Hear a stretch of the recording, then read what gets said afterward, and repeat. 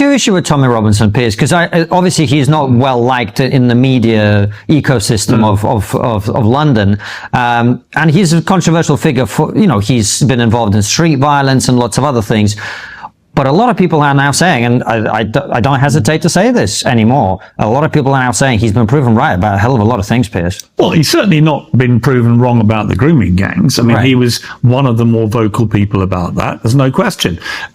He's not, as he puts it, the only one that was doing it. There was a very courageous journalist at the Times who recently died, sadly, who led the way with the mainstream media. So it's not true the mainstream media ignored that story, but there was a collective failure of government, of police, and a lot of the media to actually properly go after that scandal. One of the worst scandals of modern times. So that is clear. And Robinson was right about that. I'm not saying he's wrong about everything, but this guy is not the little Mother Teresa walking around in bother boots that he'd like everyone in America to believe. And so many of them have fallen for this mythology about Tommy Robinson. A, his name isn't Tommy Robinson. Probably should send the first alarm bell. B, he's a convicted football hooligan, convicted fraudster. He's been in jail recently, not because he was being silenced from telling the truth about anything, but because he continued to promote and propagate lies about a young Syrian boy, right? And so I watch the way he gets lauded in America and I think, well, this is ridiculous. I've challenged him to come on Uncensored again. We had a fiery debate on Good Morning Britain many years ago in which he came on and waved the Quran, which I thought was pathetic, and told him so to his face. So far, he's ducked me. And I think it's because he knows I see through a lot of it. And if he wants to come on and he wants to have a proper sit down with me, and we can get into exactly why he's just been in prison, because it's got nothing to do with what he says he's been a victim of, which is the establishment trying to silence him. No, you lied. You got caught lying. You were told if you lied again, you go to prison for contempt of court. You lied again. You made a film. You promoted it. You came over and promoted it. And you therefore were found guilty of contempt of court, my sunshine. So that's what actually happened. Broadcaster Piers Morgan is under fire once again. This time not for grilling politicians or sparring with celebrities, but for what critics are calling a deliberate smear against political activist Tommy Robinson during a high-profile appearance on the Tregear Nontri podcast. In a candid exchange with hosts Konstantin Kissin and Francis Foster, Morgan was pressed directly, "What's your issue with Tommy Robinson?" Rather than offer a nuanced critique or engage with Robinson's stated positions, Morgan appeared to dodge the question, falling back on generalities and accusations that critics say mirror years of media-driven mischaracterization. The moment quickly sparked a backlash online. Supporters of Robinson accused Morgan of peddling lies and smearing a man they say has been unfairly vilified for raising concerns about immigration, grooming gangs, and the erosion of free speech in Britain. "What's your problem with telling the truth, Piers?" one viral tweet asked.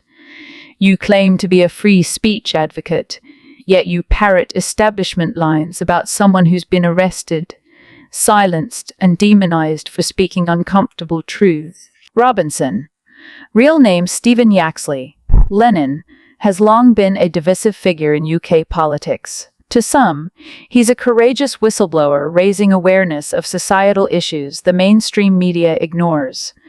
To others, he's a provocateur whose rhetoric borders on incitement. But what is clear is that few public figures have been as aggressively targeted and selectively quoted by the British press as Robinson. Critics of Morgan say his appearance on Trigonometry, a podcast known for defending free speech and challenging mainstream narratives, was the perfect opportunity to explain or reassess his views. Instead, they argue Morgan used the global platform to deliver yet another ad hominem dismissal. Konstantin Kissin, co-host of the podcast, appeared visibly unsatisfied with Morgan's answer, later posting on X, formerly Twitter, "If you're going to condemn someone on a global podcast, the least you can do is engage with their actual words, not media headlines from 5 years ago."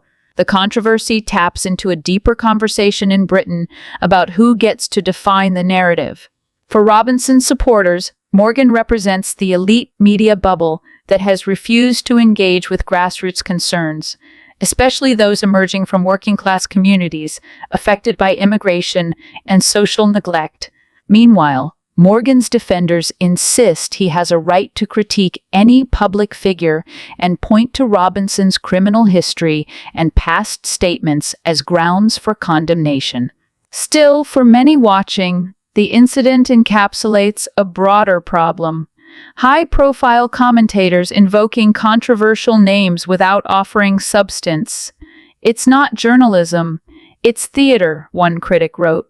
Morgan didn't come with facts. He came with rehearsed outrage. In an era where the battle for public perception is fought in sound bites and viral clips, the pressure is mounting on legacy media figures like Morgan to either do the hard work of engagement or admit they're part of the very problem they claim to expose. Until then, the question lingers. What is your issue with Tommy Robinson Piers? Because after that interview, it's still not clear, and that silence speaks volume. You live near this I live down the road, don't you? Yeah, I live down the road. I know people like in the blocks next door, around the corner on the estate. Like I ran for the council in the ward next door to that area. You know, I'm in all the WhatsApp groups. I know, you know, I'm in the Facebook groups. People know who I am around there. And I've been down like 4 or 5 times now, and see how it's going on every time. You know, making sure there's no nonsense going on. And at the end of the day, what we're seeing is people from all walks of life. You know, you've got the middle class lot in the Waldian block. You've got, you know, the single mums around the corner in the other block. And even my missus is, you know, my godmother to my daughter, one of her best mates in the block next door. And she's, you know, when they're getting all this far right coming out, like sort of calls for that from the Look for and the local mayor, who's an independent, and then the Labour Party as well, when they were calling me, oh, they're taking it far right, and some of their members were calling me a Nazi for saying that people protest. Yeah, there was a Labour member who's called me a Nazi. No. All on Twitter, yeah, they all go at it in these Facebook groups. And I was the chair of the bloody, excuse my French, I was the chair of the actual constituency Labour Party in that area for a time.